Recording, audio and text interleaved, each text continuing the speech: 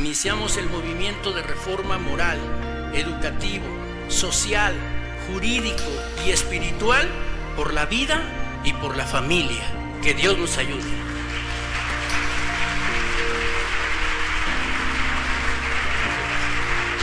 No hay poder que haya podido detener el cristianismo. Anótese, somos los representantes de los que tenemos 2000 años de victoria, aunque esos imperios ya han sucumbido.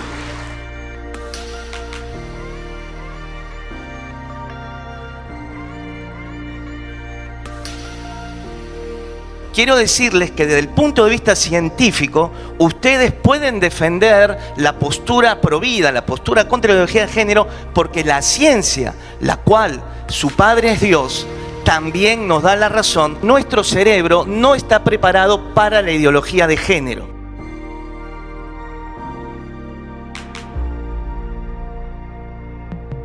Nuestros hijos son mensajeros que enviamos a un tiempo en el cual nosotros no estaremos. ¿Qué mensaje les vamos a dar? ¿Qué legado les vamos a transmitir? Amén.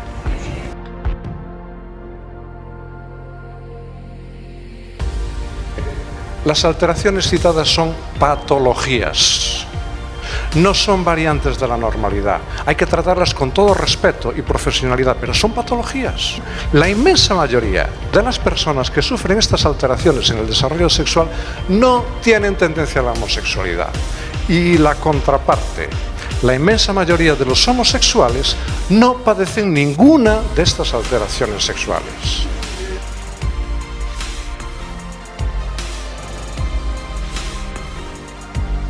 Y nos preocupa que los estados nacionales esté el Estado siendo propulsor de la ideología de género, que creo que toda persona tiene derecho a escogerla, pero no tienen derecho a imponerla.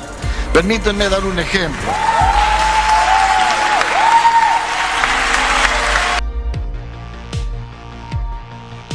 La solución para nuestro continente no es debilitar a la familia, sino fortalecer el núcleo de mayor protección para el ser humano. Ese núcleo de protección que es el poder crecer con un padre y una madre y poder tener el amor de hermanos. Ese tesoro humano no lo podemos desaparecer de la faz de la tierra, porque estaríamos perdiendo el valor de la humanidad. Yo les pido, por favor, que veamos y hagamos acciones que protejan a la familia de América Latina. Soñemos por un continente, salvemos a la familia.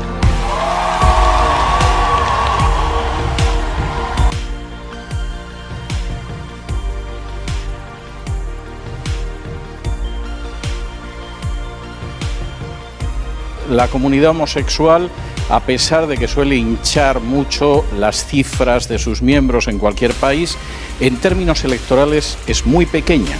El único estudio que existe estadístico sobre el porcentaje de homosexuales en una sociedad se realizó en Estados Unidos.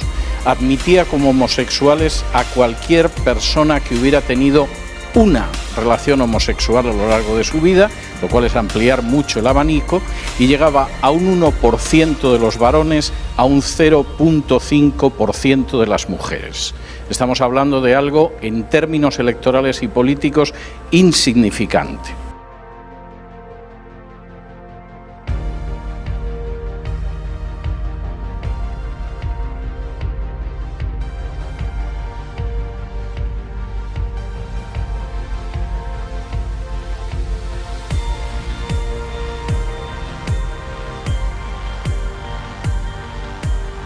El Estado laico, por cierto, es precisamente el que respeta la libertad de sus ciudadanos y no les impone una cosmovisión ni religiosa ni ideológica. La familia constituye la piedra angular para construir una sociedad justa, libre, solidaria y conducente al bien común. Muchas gracias.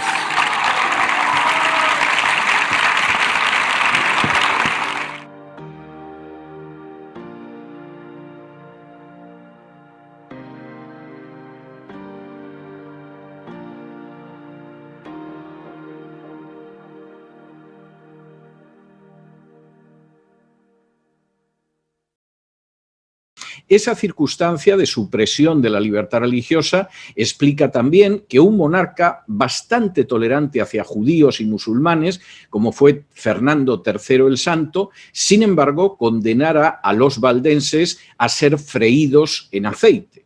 En fin, podía ser relativamente tolerante con gente de otras religiones como los judíos y los musulmanes, pero consideraba que lo mejor que se podía hacer con los disidentes religiosos cristianos era freírlos en inmensas sartenes.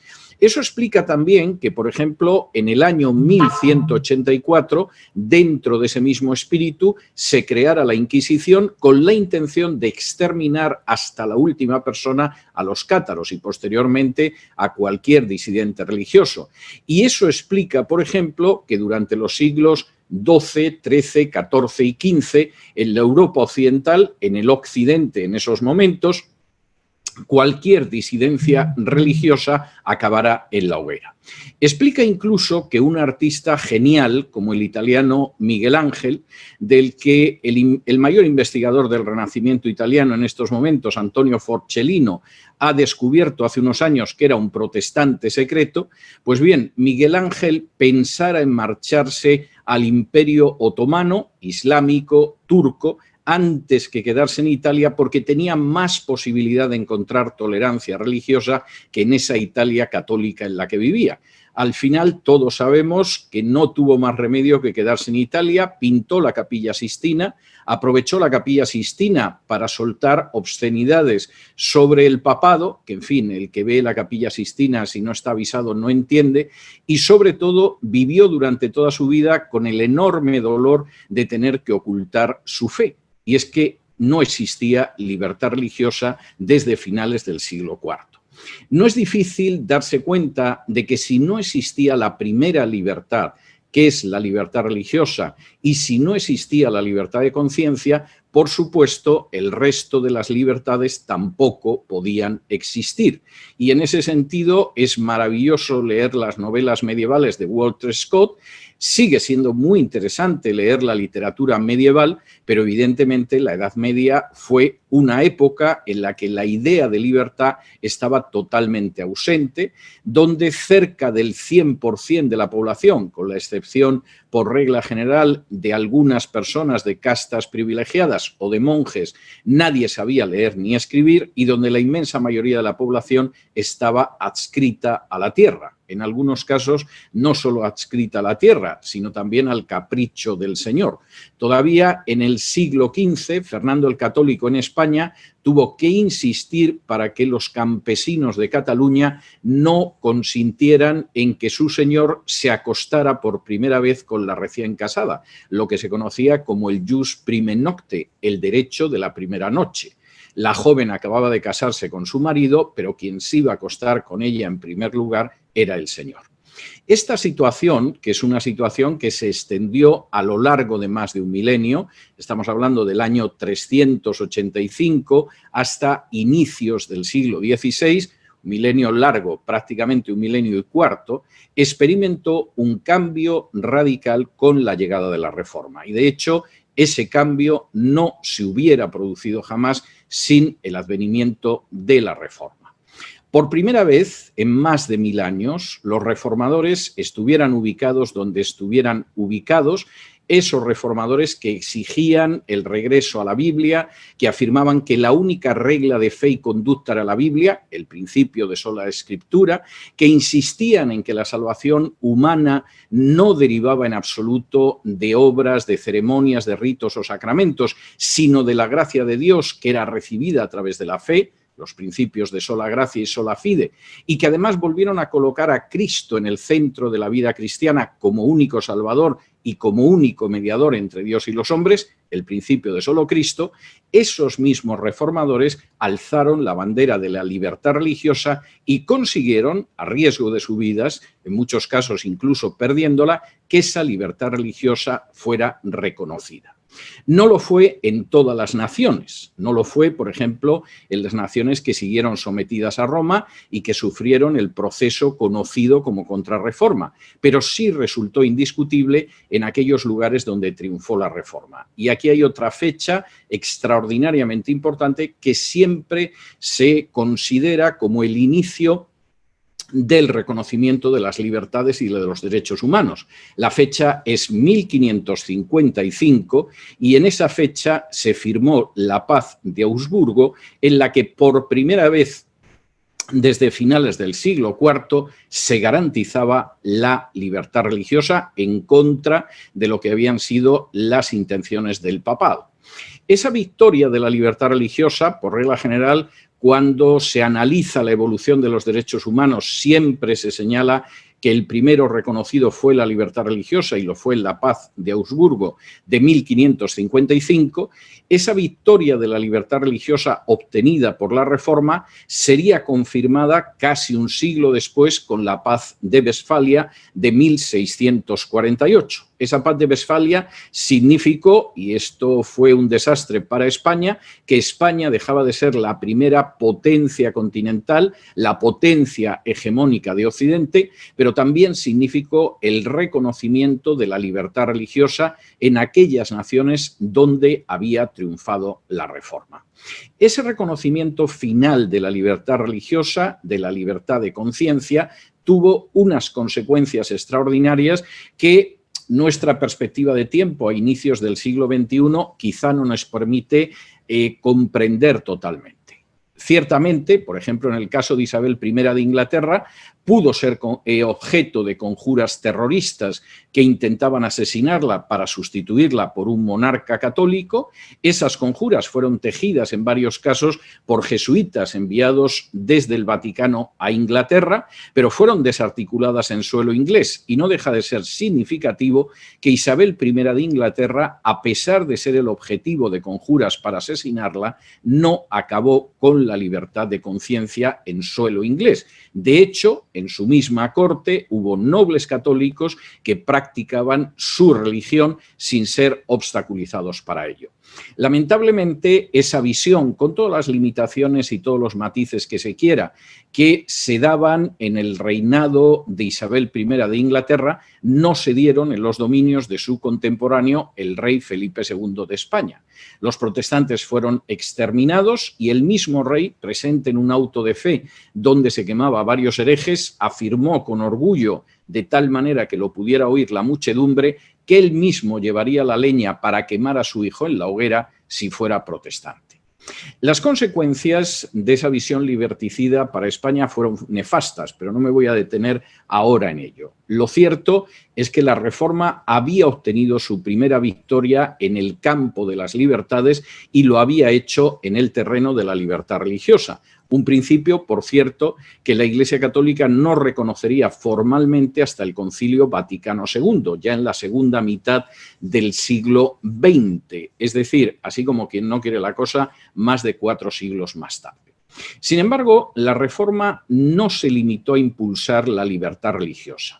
En segundo lugar, la Reforma insistió en la libertad de la ignorancia y lo hizo a través de 2 vías muy concretas. La primera fue impulsar el derecho a la educación.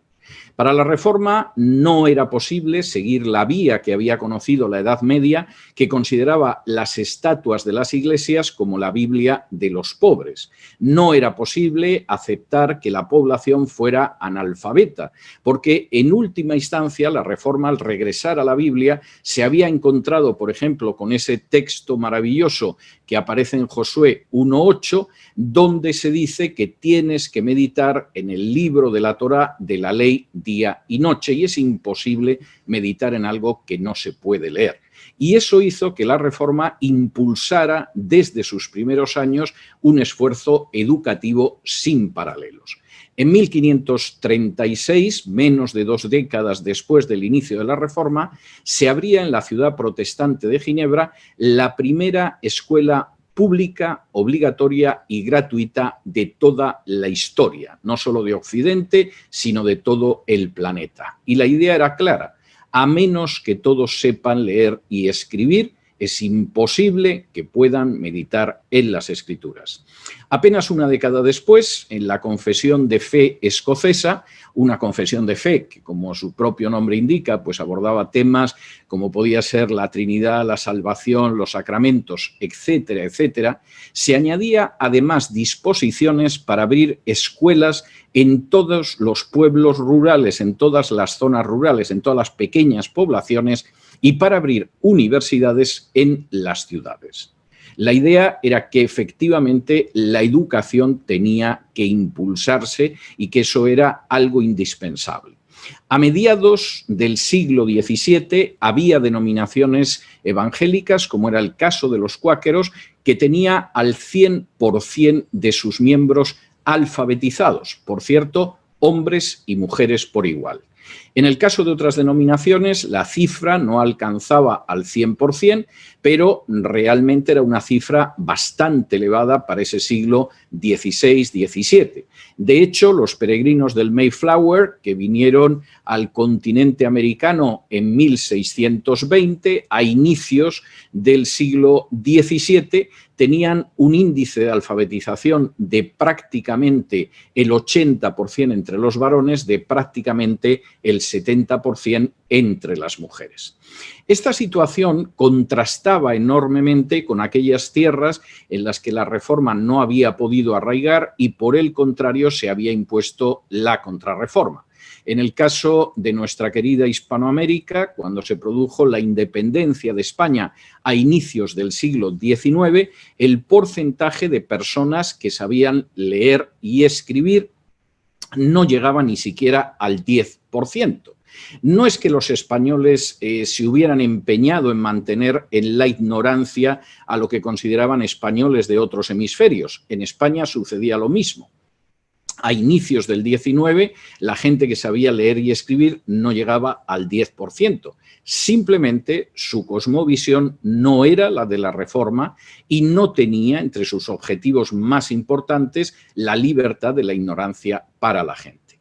De manera bien reveladora, las primeras leyes educativas en el ámbito hispano a uno y otro lado del Atlántico no aparecieron hasta el siglo XIX. En el caso de algunas repúblicas hispanoamericanas, hasta el siglo XX. Y en todos los casos fueron combatidas de manera sañuda por la Iglesia Católica, que tenía mucho interés en educar a las élites, pero que encontraba algo peligroso en el hecho de que se pretendiera educar a todo el mundo, a todo el pueblo. Es curioso que, por ejemplo, en España el argumento episcopal que se utilizó es que si los niños tenían que ir a la escuela no iban a poder ayudar a sus padres en las faenas del campo, por lo cual era mejor que siguieran siendo analfabetos y ayudaran a sus padres. La educación no fue la única vía por la cual la Reforma decidió liberar de la ignorancia a la población. La otra vía fue el desarrollo científico.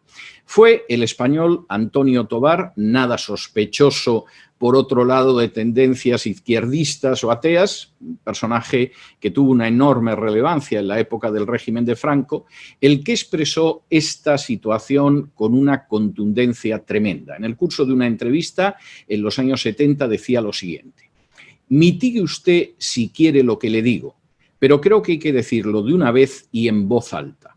La Universidad de Salamanca dejó de comprar libros en 1550. Llegaban los inquisidores y arrancaban las hojas o los quemaban. La ciencia española se acabó entonces, en 1550, aunque haya habido algunos intentos de revivirla después. Pero yo no puedo decir otra cosa que la rémora de la educación actual ha sido la Iglesia. Más recientemente, uno de los historiadores españoles de la ciencia escribía: negar la eficacia del control intelectual de España por la Inquisición a lo largo de 3 siglos equivale a negar la del llamado Holocausto, porque en Alemania lo sobrevivieron centenares de judíos, o dudar de la eficacia de los procesos y autos de fe contra judaizantes, porque en algunas ciudades o aldeas hubo bolsas de criptojudaísmo cada vez más exiguo y casos aislados de individuos judaizantes. La realidad es que los españoles fundaron universidades y fundaron también universidades en el Nuevo Mundo, pero todavía en el siglo XVIII estaba prohibido estudiar en ellas a herejes como Isaac Newton o como Francis Bacon, personajes absolutamente esenciales en el desarrollo científico. Uno podía estudiar en Lima y obtener unos conocimientos notables en derecho eclesial o en teología escolástica. Materias sin duda dotadas de interés, pero no precisamente adecuadas para impulsar el progreso de los pueblos. Exactamente lo contrario sucedía en el campo de la Reforma, donde la liberación de la ignorancia no solo se daba en impulsar la educación, sino también el avance científico. Que la Reforma del siglo XVI fue la clave, es la clave para entender la revolución científica, constituye una verdad histórica admitida en todas las áreas. Lo subrayó en su día el historiador de la ciencia Thomas Kuhn en su magnífico libro La estructura de las revoluciones científicas, lo ha repetido Whitehead y Schaeffer, volvió otra vez en los orígenes de la ciencia moderna a señalarlo Butterfield y a decir cómo, por ejemplo, aquellos países que perdieron población protestante se encontraron con que perdían el desarrollo intelectual, y lo ha hecho en una monografía extraordinaria Peter Harrison, en un libro que se titula La Biblia y el surgimiento de la ciencia moderna, donde indica cómo efectivamente el retorno a la Biblia que vino de la mano de la Reforma impulsó la revolución científica.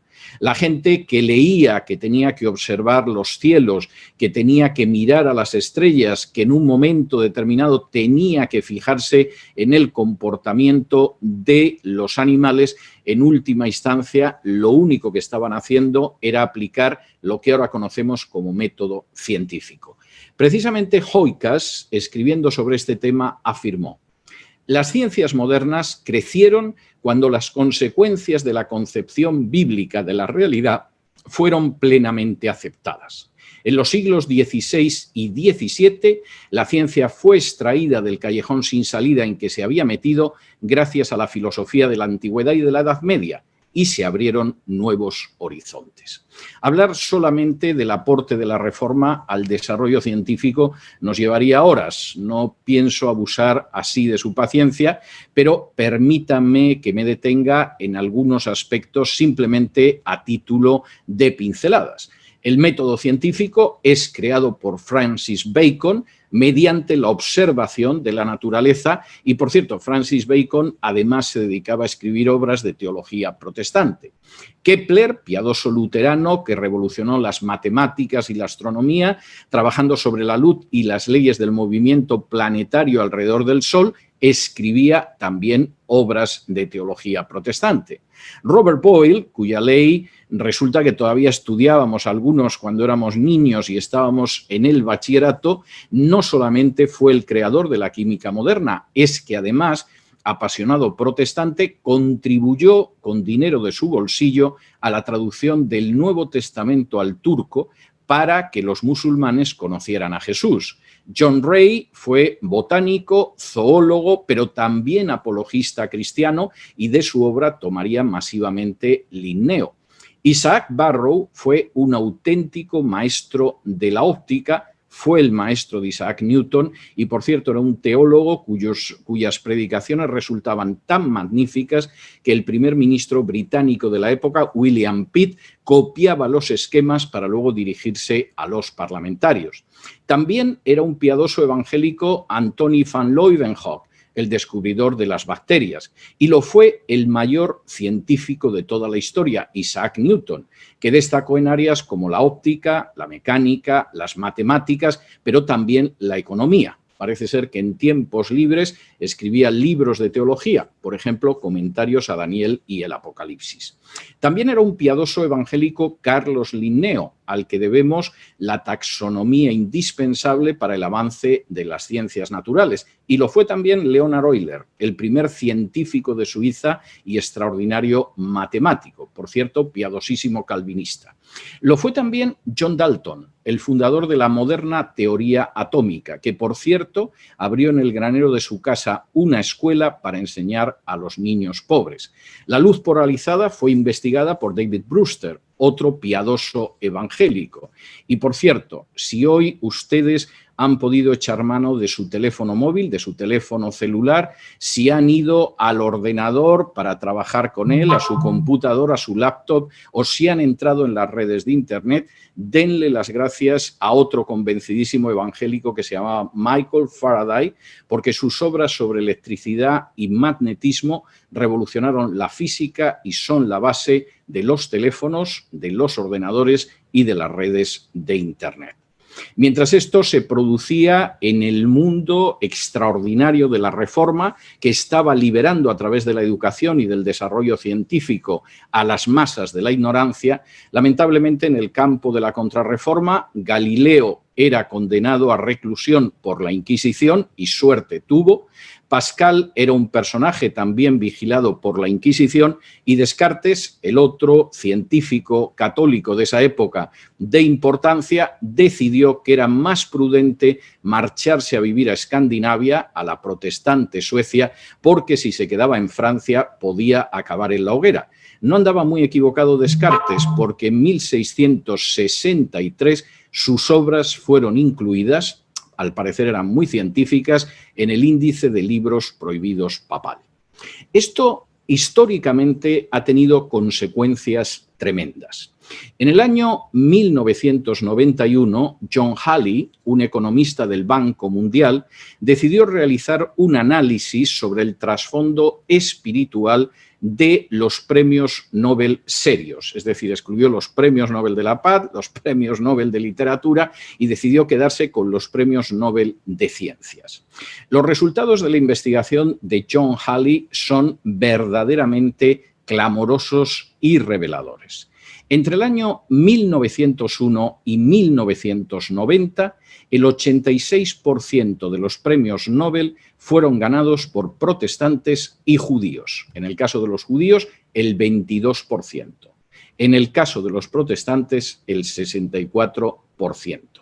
La estadística sobrecoge, obliga a pensar y, desde luego, debería llevarnos a la conclusión de que aquellos que dicen que para ser científico hay que ser ateo o agnóstico, evidentemente o son muy ignorantes o son muy maliciosos. Porque entre 1901 y 1990 el 64% de los premios Nobel de Ciencias fueron obtenidos por protestantes. Y, por cierto, la sequedad, la aridez de premios Nobel de Ciencia entre nuestras naciones es lamentablemente conocida.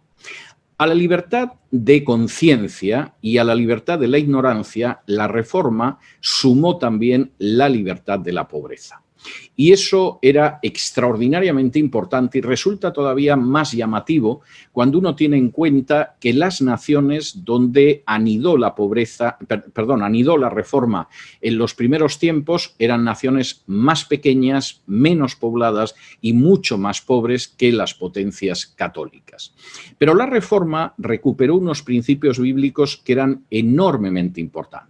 De entrada, recuperó la visión bíblica del trabajo tan diferente de la visión negativa del trabajo que se había dado en Occidente a lo largo de la Edad Media.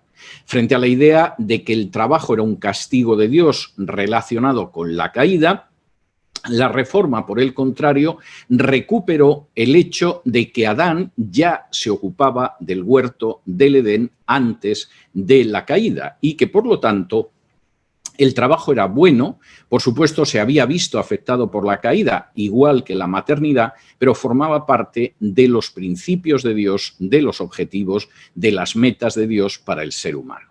En ese sentido, la idea de cómo la Reforma recuperó la visión bíblica del trabajo es algo que, como en el caso de la Revolución Científica, no se puede discutir en absoluto. Es más, en el caso de mi país de origen, de España, en algunas ocasiones, cuando se sienten molestos porque hay que trabajar mejor, los políticos dicen que la Unión Europea pretende imponer en España un concepto protestante del trabajo. Bien, es un reconocimiento de parte, sin duda, relevante, pero no cabe la menor duda de que esa visión del trabajo liberó de la pobreza a naciones que inicialmente eran mucho más pobres. Por el contrario, en la zona que estaba controlada por la Contrarreforma, la idea de la infamia del trabajo manual se mantenía a finales del siglo XVIII. Todavía en la década de los años 80 del siglo XVIII, Carlos III, que todavía era rey no solo de España, sino de las Indias, tuvo que promulgar una pragmática regia insistiendo en que el trabajo manual no era infame. Lo hacía con mucha tardanza en relación con los reformadores y yo a veces tengo la sensación de que no lo hacía con mucho éxito. Aparte de esto, y esto me parece enormemente importante, la Reforma se opuso también a todo lo que era esa cultura de la pobreza que existía en Europa Occidental, no solo recuperando la visión bíblica del trabajo, sino recuperando la visión bíblica de la economía.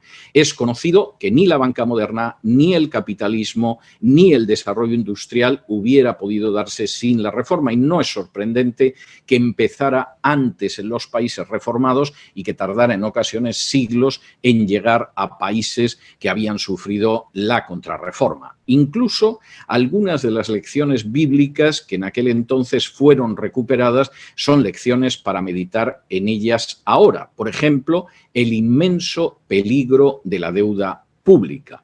El libro de Proverbios insiste en que toda persona que está endeudada se convierte en un esclavo, se convierte en un siervo de su acreedor, de la persona a la que debe dinero, y esa fue una medida que durante siglos se aplicó a rajatabla en las naciones reformadas. No sorprende que su economía fuera más que, a pesar de los inmensos caudales de metales preciosos que venían de las Indias, en 4 ocasiones se tuvo que declarar en quiebra.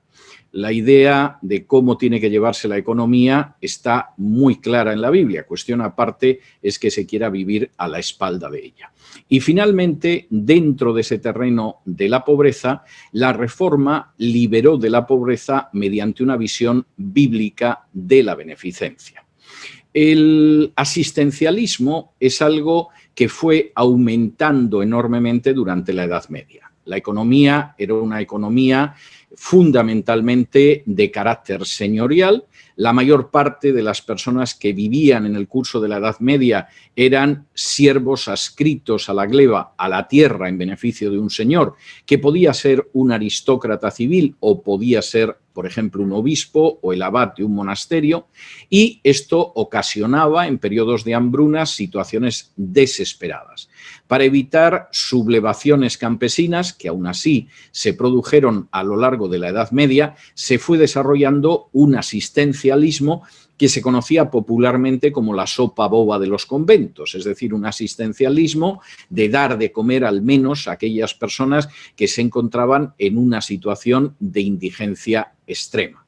Ese asistencialismo, por cierto, forma parte indispensable de la cultura hispana y explica, entre otras cosas, la tendencia de las poblaciones hispanas hacia la izquierda. Hay la idea de que si no es la Santa Madre Iglesia, al menos el Santo Padre Estado en algún momento te tendría que dar tu plato de sopa boba. La Reforma optó por una posición totalmente distinta en cuanto a la ayuda a los menesterosos, en cuanto a la beneficencia. Si me permiten ustedes utilizar un conocido refrán chino, la Reforma no regaló peces, pero sí enseñó a la gente a pescar. El primer experimento llevó a cabo en este sentido lo que se denominó la Bourse Française, la bolsa francesa, traduciríamos, que tuvo como sede Ginebra, ayudaba a aquellas personas, refugiados, huidos, indigentes, no mediante la entrega de subsidios, sino mediante colocarlos en una situación en la que pudieran ponerse sobre sus pies y pudieran ganarse la vida. Es interesante que en la Bourse Française a la persona se le podía enseñar un oficio para que pudiera valerse por sí mismo. Si tenía un oficio y había huido de algún país, como por ejemplo España o Italia o Francia, se le entregaban las herramientas para que pudiera desarrollar ese oficio, un zapatero, un tejedor, etcétera, etcétera. Se ayudaba a viudas y a huérfanos, pero fundamentalmente lo que se pretendía era evitar que las poblaciones fueran dependientes y, por el contrario, que las poblaciones, incluidas viudas y huérfanos, se mantuvieran a sí mismos. Esta visión de la beneficencia es una visión muy bíblica, pero creo, y además lo siento en el alma, que no es la visión que prevalece en el mundo hispano a uno y otro lado del Atlántico. A las libertades de conciencia, de la ignorancia y de la pobreza, la Reforma añadió también la libertad del despotismo político. El despotismo político se consagró, incluso se teorizó a lo largo de la Edad Media y de la Contrarreforma. En última instancia, ese despotismo era un despotismo que se veía de manera positiva y que incluso se consideraba que era como una especie de imagen de la acción de Dios en la tierra. En última instancia, si el emperador, aunque fuera un tirano, era ungido por el Papa, se suponía que era ungido por el mismo Cristo. Ese Papa, en un momento determinado, en la medida en que era considerado el vicario de Cristo, podía incluso repartir las tierras del orbe y en un momento determinado, por supuesto sin contar con sus habitantes, decidió repartir las tierras de América entre España y Portugal. Era español el Papa de aquel entonces y eso explica muchas cosas, pero en cualquiera de los casos, como dijo algún otro rey católico, como era Francisco I, ¿en qué parte del testamento de Adán dice que América le tiene que ser entregada a España? En cualquiera de los casos, el despotismo político estaba consagrado. La libertad de ese despotismo político, una vez más, estuvo totalmente vinculada a la Reforma. Y estuvo vinculada a la Reforma por dos caminos. El primer camino fue el de la supremacía de la ley. Y permítanme que me detenga en un episodio que explica esa idea de la supremacía de la ley. En el año 1538, las autoridades municipales de Ginebra decidieron que eran favorables a la Reforma, pero que Juan Calvino y sus colaboradores eran demasiado reformadores. La Reforma estaba bien, pero aquello parecía excesivo y decidieron expulsar a Calvino y a sus colaboradores de Ginebra. Como era una ciudad reformada, a Calvino no lo detuvieron, no lo torturaron, no lo quemaron, simplemente lo expulsaron de la ciudad. Ese momento fue aprovechado por un cardenal católico, el cardenal Sadoleto, para escribir una carta a la ciudad de Ginebra invitándola a regresar a los brazos amorosos de la Iglesia de Roma.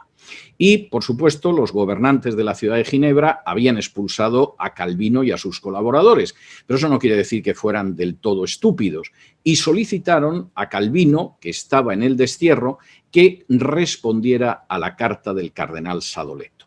Sobre la base de la respuesta de Calvino y la carta de Sadoleto, las autoridades de Ginebra decidirían si efectivamente regresaban al seno de la Iglesia de Roma o, por el contrario, profundizaban la reforma que habían iniciado. El texto que escribió Calvino, un librito que se suele conocer como la respuesta al cardenal Sadoleto o carta al cardenal Sadoleto, es un librito cuya redacción le llevó 6 días y en el que se abordan muchos temas en los que no me voy a detener ahora, pero sí hay uno enormemente importante, que es el tema de la supremacía de la ley. La tesis de Sadoleto es que la supremacía la tienen las instituciones. Es decir, las personas tienen que someterse a la institución. Y si esa institución en el plano civil es el rey o es el emperador, pues se tienen que someter al rey o al emperador. Y en el plano religioso son los obispos y el Papa y por lo tanto hay que someterse al Papa. La supremacía le corresponde a la institución. La tesis de Calvino era distinta y era distinta porque arrancaba de la Biblia. La supremacía no la tiene la institución, la supremacía la tiene la ley. Y por lo tanto es esa supremacía de la ley la que determina lo que tenemos que hacer y si un poder es legítimo o es ilegítimo. ¿De dónde sacaba esta peregrina idea Calvino, que se contradecía con todo el periodo de despotismo de la Edad Media? Pues muy sencillo. Esta idea la sacaba simplemente de la lectura de la Biblia. Bastaba ir al episodio del pecado de David para darse cuenta de que David, por el hecho de ser el héroe nacional, el rey de Israel, no quedaba exento de castigo, sino que el profeta Natán había ido a verlo y le había dicho: mira, David, tú puedes ser el primero de los israelitas, Dios te puede haber ungido, pero vas a pagar el haber quebrantado la ley. O podía recordar el episodio del rey Ahab y la reina Jezabel y la viña de Nabot, en que en un momento determinado Jezabel y Ahab se ponen de acuerdo para matar a Nabot y quedarse con su viña. Todo esto con un proceso formalmente legal. Pero el profeta Elías va a ver a Ahab y a Jezabel y les dice: habéis quebrantado la ley, aunque aparentemente la hayáis cumplido, y esto va a desencadenar el castigo de Dios. Lo que está por encima no es la institución, es la ley. Y a partir de esta idea de la supremacía de la ley, Calvino podía decir: el Papa es un poder ilegítimo. ¿Por qué pretende que nos sometamos a él cuando él en realidad no se somete a lo que aparece en la Biblia? Pero esto también tiene su repercusión en el ámbito civil.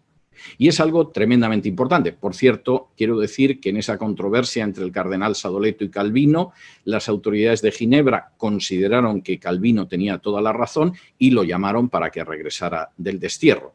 Pero aparte de esta cuestión, esa idea de la supremacía de la ley marca una enorme diferencia entre el mundo de la Reforma y el de la Contrarreforma. En el caso, por ejemplo, de España y de Hispanoamérica, ocasionalmente algún monje, angustiado por las atrocidades que sufrían los indígenas, llegaba hasta el rey de España y le pedía que al menos mitigara algo la explotación de los indios.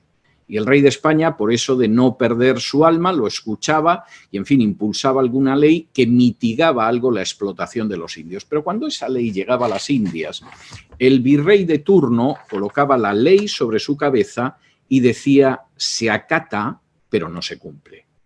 Y efectivamente las leyes de Indias tampoco es que fueran una maravilla, pero en cualquiera de los casos los virreyes, en términos generales, tampoco las cumplían. La supremacía de la ley es algo desconocido en nuestra cultura, con unas consecuencias que son fáciles de entender. La Reforma implicó también una libertad del despotismo político, no solo por la supremacía de la ley, sino porque también introdujo en el pensamiento político la idea de la separación de poderes. Y esto es enormemente importante. La Reforma encontraba que en la Biblia aparecen los tres poderes: aparece el ejecutivo, aparece el legislativo y aparece el judicial, pero al mismo tiempo descubrió que solo Dios puede tener los tres poderes en sus manos y que cuando esos poderes no están separados, sino que están concentrados en unas solas manos, se va hacia la tiranía. Esto tuvo consecuencias tremendas. Mientras que España a mediados del siglo XVII se desangraba, convertida en la espada de la Contrarreforma, la más pequeña y pobre Inglaterra desencadenaba una revolución puritana que derrotó al rey Carlos I e impulsó un sistema parlamentario que desde finales del siglo XVII ha perdurado hasta el día de hoy. No solamente eso, la primera constitución que tuvo vigencia en suelo americano, la Constitución de Carolina, fue redactada por el hijo de uno de esos puritanos que combatió contra el rey Carlos I. Se llamaba John Locke y en el texto de la Constitución de la colonia de Carolina insistió en la libertad de conciencia y en la extensión de esa libertad de conciencia no solo a los cristianos de cualquier confesión, sino también a judíos, a indios, a paganos y a otros disidentes. Desde luego, no era lo que sucedía en la América católica, española y portuguesa. Sin duda, la mayor manifestación de ese avance de la libertad política, de ese sustentamiento de la democracia, se produjo con la Revolución Americana de 1776. Pero también aquí se produjo un fenómeno en el que yo suelo insistir mucho cuando escribo y en mis programas de radio. Y es que un país no solo es el país y el paisaje, sino que también es el paisanaje. Y a fin de cuentas, la población de un país y la cultura de esa población es la que decide el destino de ese país, no su riqueza ni su mejor ubicación. Cuando estalló la Revolución Americana, a finales del siglo XVIII, de los aproximadamente 3 millones de americanos que vivían en lo que iba a ser el inicio de los Estados Unidos, 900.000 eran puritanos de origen escocés. 600.000 eran puritanos ingleses y otro 500.000 eran puritanos de origen diverso, holandés, alemán o francés. Incluso los anglicanos que había era gente que se regía por los 39 artículos, que es un documento de orientación reformada. Es decir, más de las 2/3 partes de los habitantes de lo que sería Estados Unidos eran reformados. Y el otro tercio se identificaba con grupos evangélicos disidentes, como podían ser los bautistas o los cuáqueros. Los católicos apenas existían, eran algo testimonial en Maryland, y los metodistas aún no habían hecho acto de presencia. No puede sorprender que con un paisanaje de ese tipo finalmente saliera la Constitución que salió. Una Constitución, tengo que decir, en la que evidentemente la separación de poderes, la supremacía de la ley, la lucha contra la tiranía es algo absolutamente indiscutible. Y tampoco debería sorprender que sobre paisanajes parecidos, asentados en los principios bíblicos recuperados por la Reforma, se pudiera desarrollar no solo la primera democracia de la historia, sino desde la lucha contra la esclavitud a las declaraciones de derechos humanos. Por cierto, y de manera bien significativa, la esclavitud fue abolida en primer lugar en la protestante Inglaterra a finales del siglo XVIII y fue abolida en último lugar en las católicas España y Portugal a finales del siglo XIX. Aparte de estas libertades a las que me he referido, me van a permitir que me tome 5 minutos para dar algunas pinceladas a otras libertades impulsadas por la Reforma. La primera fue la libertad de la mujer. A este tema he dedicado un libro que se titula La Reforma y la Mujer y que Dios mediante aparecerá en el mes de noviembre en inglés y en español, y no me voy a extender, pero sí tengo que insistir en el hecho de que la Reforma devolvió la dignidad a la mujer y no estoy exagerando lo más mínimo al afirmar esto. A lo largo de la Edad Media, las descripciones de los teólogos insistiendo en que la mujer era la puerta del diablo, o incluso en el caso de Tomás de Aquino, describiendo a la mujer como un hombrecillo imperfecto, que era fruto de la debilidad del semen o de cómo soplaban mal los vientos, dice bastante de la visión medieval de la mujer. La idea de que la mujer es un hombrecillo imperfecto, desde luego hay que reconocer que es para detenerse en ella, pero en fin, no desearía hacer sangre, no me voy a detener mucho en ello. La Reforma devolvió, precisamente porque regresó a la Biblia, la dignidad a la mujer.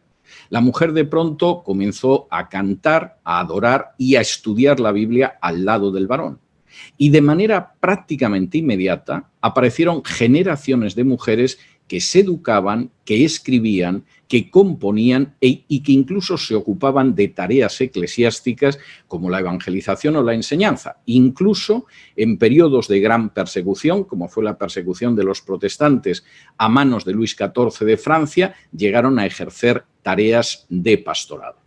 En el campo de la contrarreforma, es cierto, se puede hacer referencia a la castellana Teresa de Ávila, pero cualquiera que vaya más allá de unos cuantos tópicos y que conozca su biografía, sabe que Teresa estuvo a punto de ser procesada por la Inquisición en varias ocasiones y que incluso sus defensores consideraban que, hombre, acusarla de hereje era excesivo, pero que sus experiencias supuestamente místicas en realidad eran una forma de epilepsia. Y en ese sentido, algunos de los clérigos que defendieron a Teresa de tener una situación difícil, pues efectivamente eran muy dubitativos sobre la naturaleza de sus supuestas experiencias místicas y consideraban que era una buena mujer enferma a la que no tenía sentido encerrar en las mazmorras de la Inquisición.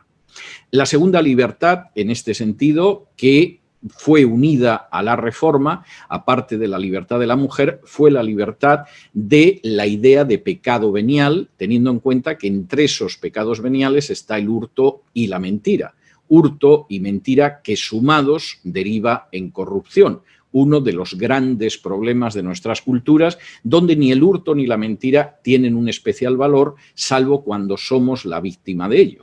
Y en ese sentido no deja de ser notablemente interesante que la historia de Hispanoamérica, que es aciaga pero también apasionante y a la que yo he dedicado más de 4 décadas de estudio, no he conseguido encontrar un solo político en una sola época y en un solo país cuya carrera política acabara por mentir. Por el contrario, suele ser bastante común que seamos conscientes de que los políticos nos mienten y aún así los votamos. La tercera de las libertades impulsada por la Reforma en este mismo sentido fue la libertad artística. La historia del arte ha tenido momentos cimeros fácilmente reconocibles, pero la historia del arte tiene un punto de inflexión con la Reforma. En primer lugar, porque por primera vez en la historia, desde el siglo I, el pueblo volvió a formar parte del culto divino. El canto, la lengua vernácula, la participación por igual de hombres y mujeres en la alabanza son todas conquistas de la Reforma, que en el caso de la Iglesia Católica han entrado más o menos después del Vaticano II, pero que 5 siglos antes se habían producido en el campo de la Reforma. Campo de la Reforma donde, como señaló el compositor ruso Igor Stravinsky, la música llegó a tocar techo con el coral protestante. Pero es que además la Reforma implicó una libertad artística que no se había podido pensar hasta entonces. Cualquiera que examine la historia del arte medieval, y ciertamente es una historia muy notable, sabe que es una historia en manos de reyes, clérigos y nobles. La Reforma introduce al pueblo dentro de la historia del arte, libera al pueblo para entrar en el arte. El pintor español Velázquez, uno de mis 4 o 5 pintores preferidos, en sus cuadros pintaba genialmente a reyes tarados, a nobles soberbios, a bufones y a enanos de la corte. Rembrandt, convencidísimo protestante, no solo colocó a la Biblia en el centro de sus pinturas, sino que en esas pinturas nos encontramos una lección de anatomía, la ciencia entra en el arte, y nos encontramos a los pañeros de Amberes, el trabajo y la industria también entra en el arte. Nunca antes se podía hacer. Llego al momento de la conclusión, lo que supongo que va a significar un alivio para ustedes, pero debo llegar a la conclusión señalando varias cosas. La primera es que la base de las libertades, de la democracia consolidada y sólida, de los derechos humanos, tiene su deuda principal con la Reforma protestante del siglo XVI. Sin esa reforma, nuestro mundo seguiría siendo un universo carente de libertad, atrasado, ignorante y, eso sí, sometido a reyes y papas, lo que explica que haya gente a la que la Edad Media le provoque una inmensa atracción, pero yo, sinceramente, es una época de la historia a la que no querría volver. En segundo lugar, esa reforma no hubiera sido en absoluto posible sin volverse a la Biblia como la palabra de Dios a la que hay que escuchar y obedecer por encima de tradiciones eclesiales y humanas. En las páginas de la Biblia, no en la teología medieval, es donde el ser humano moderno encontró una libertad que no había tenido jamás y que especialmente le había sido negada a sangre y fuego durante la Edad Media. En tercer lugar, esa realidad sigue siendo la misma a más de 500 años de distancia. Se podrán obtener victorias parciales, se podrán conseguir éxitos aislados, pero no habrá un futuro de libertad, de progreso y de prosperidad para el mundo hispano a ambos lados del Atlántico mientras no incorpore a su andadura los principios bíblicos que se persiguieron durante la Edad Media y que, por el contrario, fueron recuperados por la Reforma. Cerrar los ojos ante esa realidad es cegar los ojos ante el futuro con la idea de no transformarlo de una manera positiva. Y ese, en última instancia, es el gran desafío con el que se enfrenta la presente generación, una generación crucial en términos históricos. Y de la respuesta que demos a ese desafío, nosotros, todos y cada uno de nosotros, para ser todavía más claro, daremos cuentas al que es Rey de Reyes y Señor de Señores, el Rey y el Señor también de ese fenómeno incomparable de la historia universal que conocemos como la Reforma. Muchas gracias y que Dios los bendiga.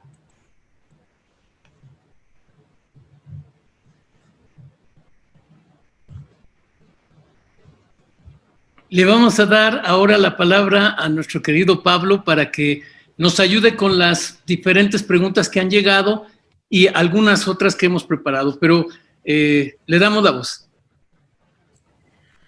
Bueno, buenas tardes a todos. Realmente felicitarlo por la brillante exposición, no solamente muy práctica, concreta y taxativa, sino por lo menos a mí me alumbró respecto de varios temas. Preguntarle, estimado César, en primer lugar, haciendo una síntesis más que nada sobre el criterio de la libertad religiosa y de conciencia, y llamando la atención, por lo menos para mí, ese término del paisanaje.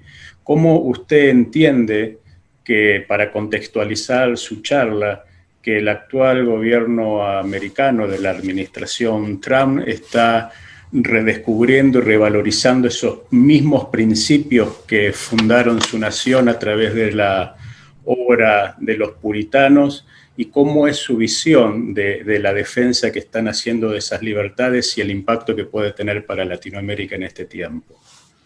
Vamos a ver, la situación en Estados Unidos es una situación delicada, muy delicada políticamente, y es una situación en la que se está enfrentando, por un lado, un intento de mantener la Constitución y lo que fue el espíritu fundacional de los Estados Unidos, y por otro lado la idea de ir hacia un nuevo proceso político que altere la Constitución y que va en torno a otro tipo de valores. Por, de alguna manera, resumir esto, aunque sea en trazo grueso, en el caso de Trump, Trump ha optado por la idea de defender todo ese espíritu originalista, como dicen los constitucionalistas americanos, frente a lo que sería un intento de cambio del Estado en una dirección socialista, y por el contrario el Partido Demócrata es muy partidario de asumir todas las metas de la agenda globalista y avanzar en una dirección que puede terminar desquiciando lo que es la Constitución. ¿A quién apelan las dos partes? Bueno, cualquiera que viera el debate que se produjo entre los candidatos a la vicepresidencia, Mike Pence y Kamala Harris fue muy clara sobre la gente que ella desea que forme su coalición. Además, la denominó como coalición. Eran los negros, los hispanos, los católicos, y apeló al hecho de que si Biden gana sería el segundo presidente católico de Estados Unidos, los consumidores de drogas, esto parece una broma, pero es que lo dijo de manera expresa, los consumidores de drogas, y en general todos aquellos que van a aceptar los principios de la agenda globalista, pues en lo que tiene que ver de calentología, ideología de género, etc. Se supone que esto sería la gran coalición que en su día Jackson denominó el arco iris, no en relación a los homosexuales, sino a la idea de que es de todos los colores, y que esa coalición podría implicar cambios sustanciales en el sistema americano. ¿A qué apelaba Pence? Pence apelaba a la gente que fundamentalmente quiere trabajar, que haya ley y orden en las calles, que prefiere impuestos bajos, que respeta la ley y que cree en el sistema americano. Y yo creo que esos dos aspectos han quedado muy claros. Claro, Para aquellos que creen en el sistema americano, lo que sucede es que en última instancia eso implica ir a las raíces puritanas, porque el sistema americano es incomprensible sin los puritanos. Es decir, cualquiera que lee, por ejemplo, y yo lo hice hace unos años y saltaba a la vista, cualquiera que lee la correspondencia de los padres fundadores, se encuentra con que los padres fundadores, uno de los textos que más utilizan es el del profeta Jeremías, donde se dice que el corazón del hombre es engañoso, es decir, que engaña y que se engaña. Y la conclusión a la que ellos llegan es que, por lo tanto, el poder no puede estar concentrado en unas manos, porque el ser humano, como especie y como individuo, tiene una naturaleza caída. Y, por lo tanto, el poder tiene que estar separado y controlándose los distintos poderes. Nuestra visión hispana, que surge de la Contrarreforma, es que el poder despótico es bueno y puede ser benévolo. Claro, eso tiene tremendas consecuencias para nuestras historias, porque al final no creemos en un gobierno que tiene un poder limitado y del que los ciudadanos están protegidos. Creemos, por el contrario, en grandes redentores. Y ese redentor da lo mismo que se llame Perón, que Hugo Chávez, que Fidel Castro, que Evo Morales, que Daniel Ortega o que Pancho Villa. Da lo mismo.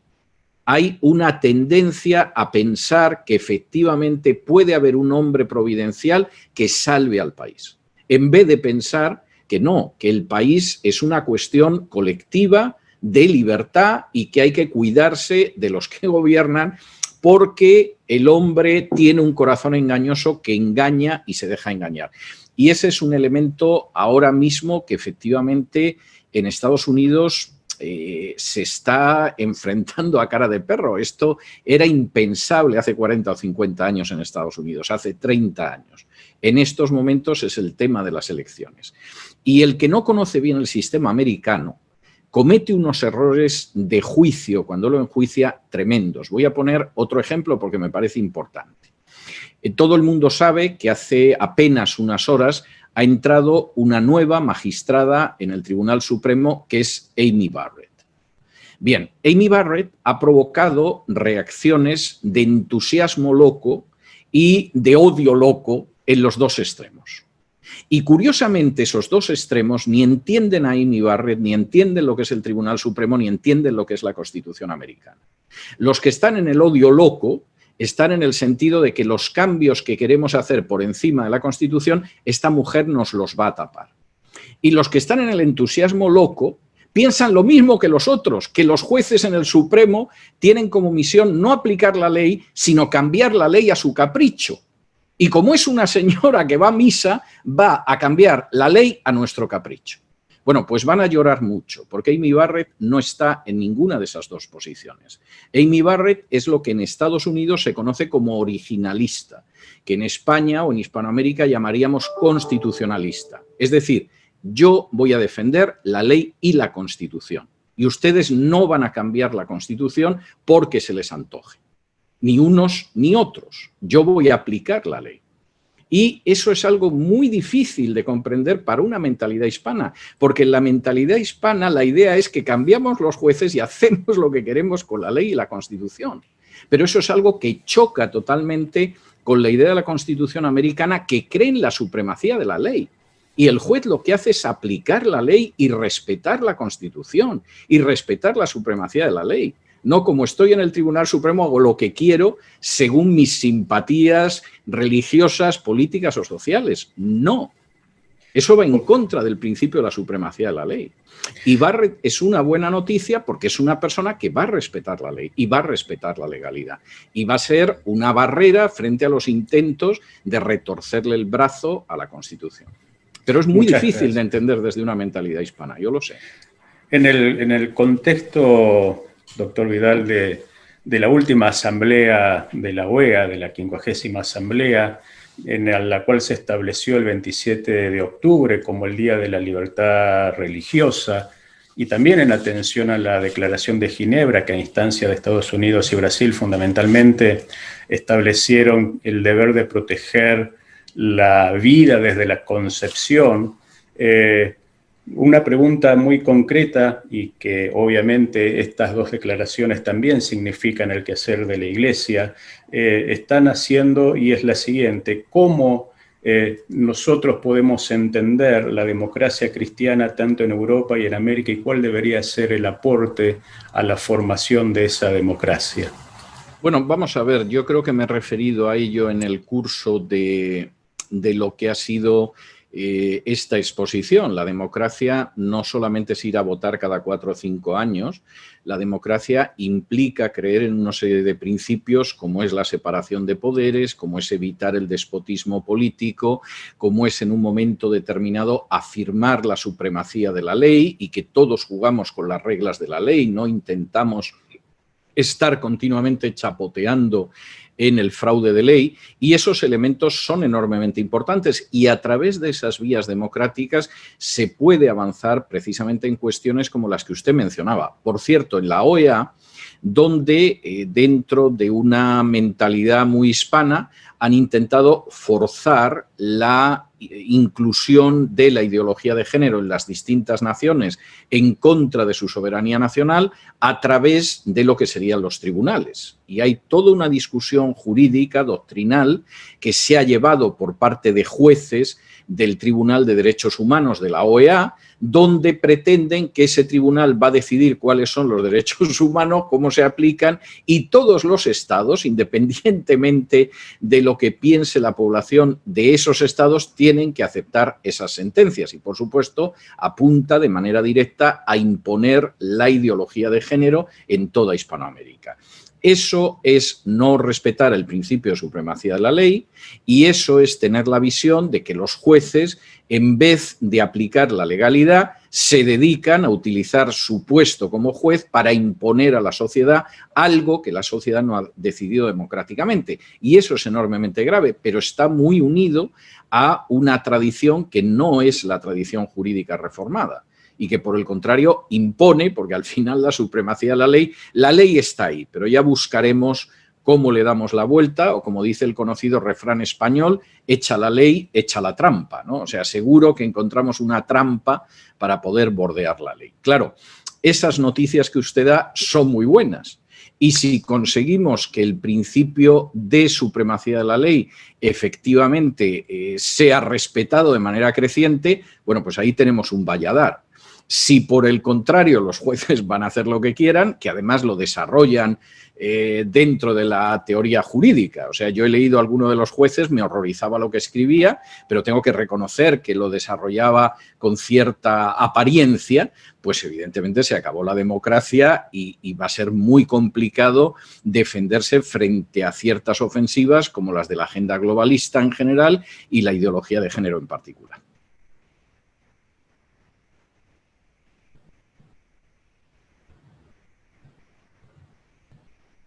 No sé si hay más preguntas. Sí, ahí me volvió la señal.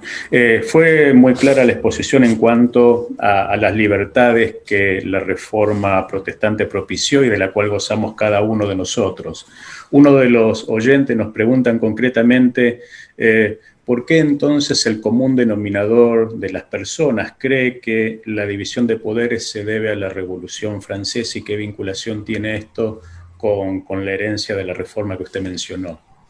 Bueno, no es una respuesta elegante, pero es cierta. Si lo cree es porque es ignorante. Es decir, la división de poderes es un principio muy anterior a la Revolución Francesa.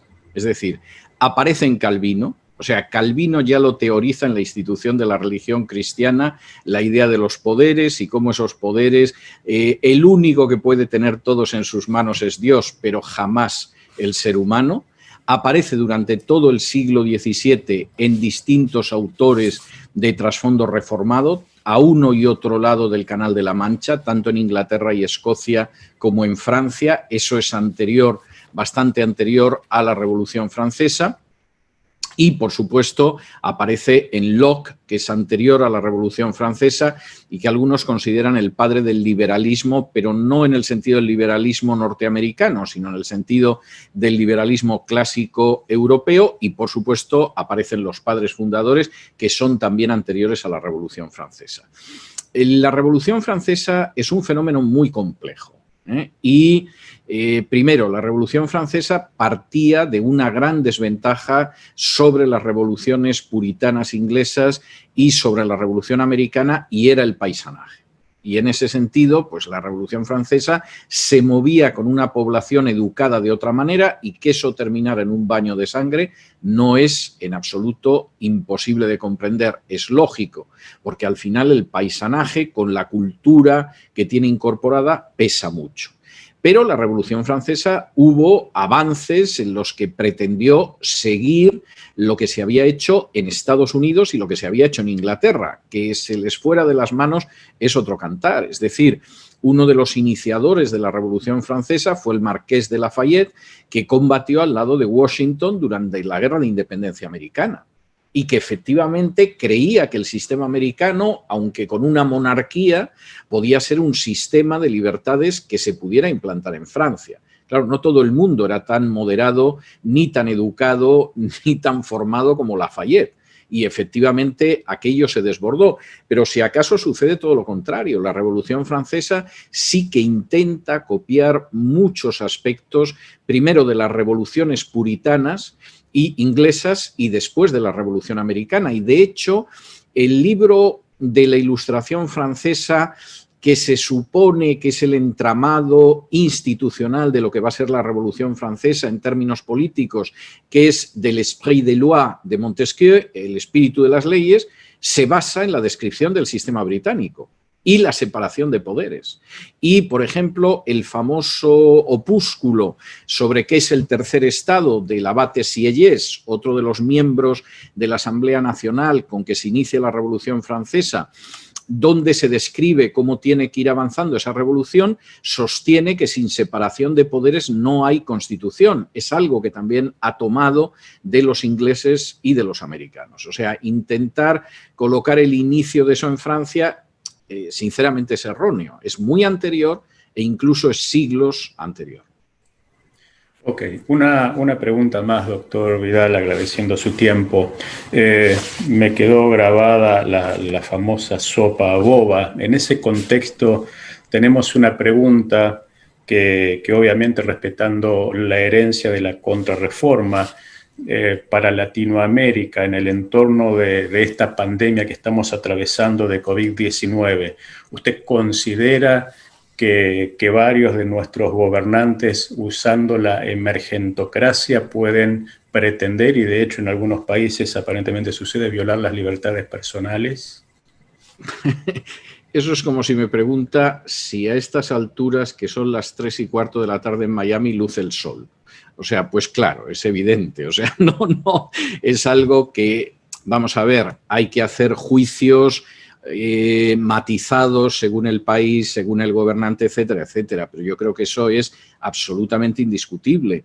Y ya que mencionaba al principio el tema de la subvención, ese es un gran problema para los pueblos. Vamos a ver, y eso no solo lo vio la reforma, lo vio personaje tan distante como Mahatma Gandhi.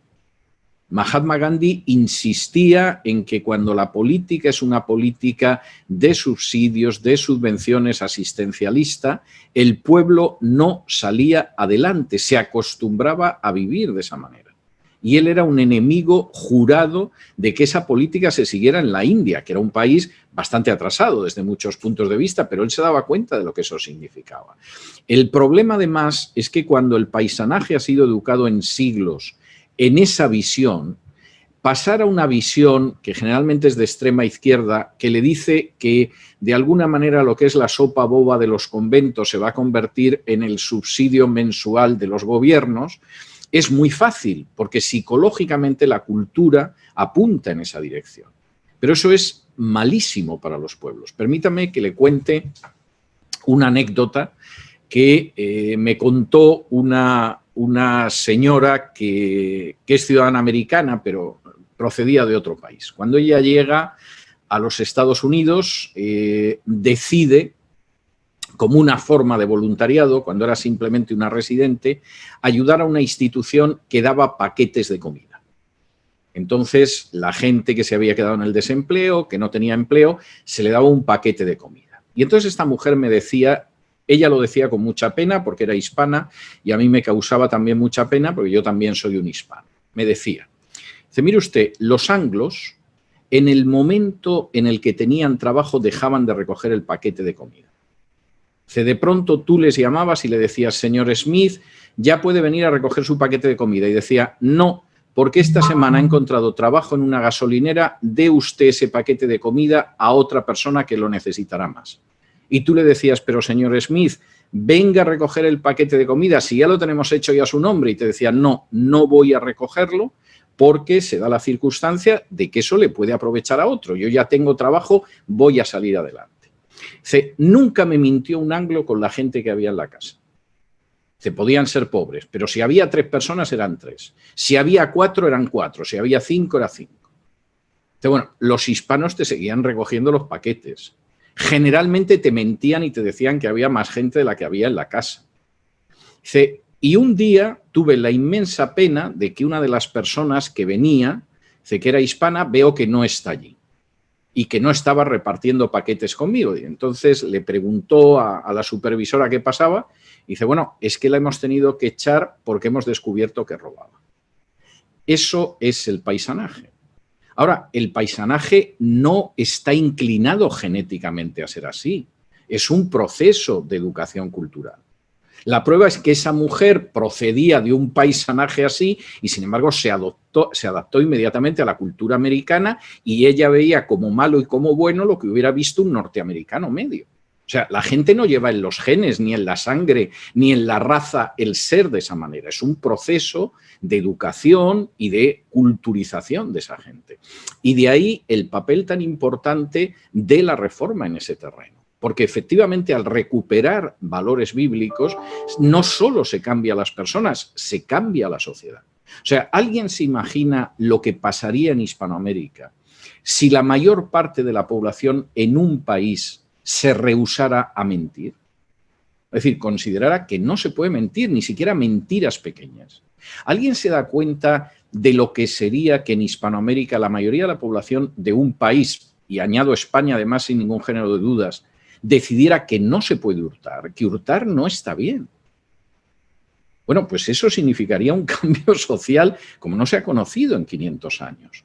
Y es simplemente la incorporación en el cuerpo social de valores que están en la Biblia y que, por supuesto, la Reforma recuperó, pero en aquellas naciones como la mía de origen, donde lo que triunfó fue la reforma, no fue la Reforma, sino la Contrarreforma, los resultados han sido resultados muy dolorosos a lo largo de los siglos. De modo que esta es una generación crucial, no solo porque tiene algunas batallas que librar que son terribles, sino porque realmente esta generación puede hacer claramente una diferencia con las generaciones anteriores. Y ahí hay un proceso educativo de extraordinaria relevancia.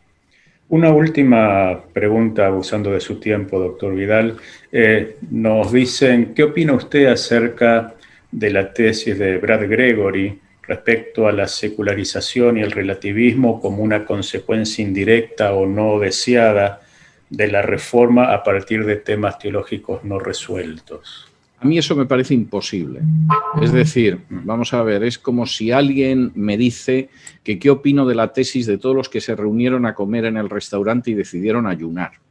Es imposible metafísicamente. Es decir, la reforma fue una explosión espiritual. Es una explosión espiritual que además origina cambios culturales, educativos, artísticos, políticos, sociales, económicos y todos ellos con una base espiritual. Es decir, se apela a esos principios espirituales. Decir que eso fue el inicio de la secularización, hombre, vamos a ver, si por secularización entendemos la separación de la Iglesia y el Estado, no cabe la menor duda de que la Reforma fue en esa dirección, aunque no en todos los países, ni en todas las denominaciones, ni en todas las épocas al mismo ritmo. Pero yo no creo que la separación de la Iglesia y el Estado sea la secularización. A mí me parece que es una forma de libertad bastante deseable. Yo creo en la separación de Iglesia y Estado y no creo en las religiones oficiales. Creo que al final eso tiene consecuencias verdaderamente muy dolorosas. Pues muchísimas gracias. Estoy viendo aquí en el chat la lluvia de preguntas y de consultas que se quisieran hacer, y aquí nos podríamos quedar horas sin duda alguna, pero tenemos que cumplir con ciertos horarios, y sobre todo porque el doctor Vidal todavía tiene otros compromisos. Hoy es un día muy especial, como ustedes entenderán, por ser el aniversario de la Reforma, y él amablemente nos cedió este espacio para acompañarnos. Así que, César, otra vez, muchísimas gracias por tu tiempo, tu generosidad y sobre todo por la claridad de tu pensamiento, porque nos ilumina a todos. De verdad, de todo corazón te agradecemos, y agradecemos la presencia de cada uno de nuestros invitados, particularmente de Pablo Marsili, que tan generosamente también nos acompañó para poder dirigir esta charla. Una vez más, gracias, un abrazo cordial a todos, que Dios los bendiga, feliz Día de la Reforma. Que el Señor los bendiga. Dios los bendiga a todos, un gusto.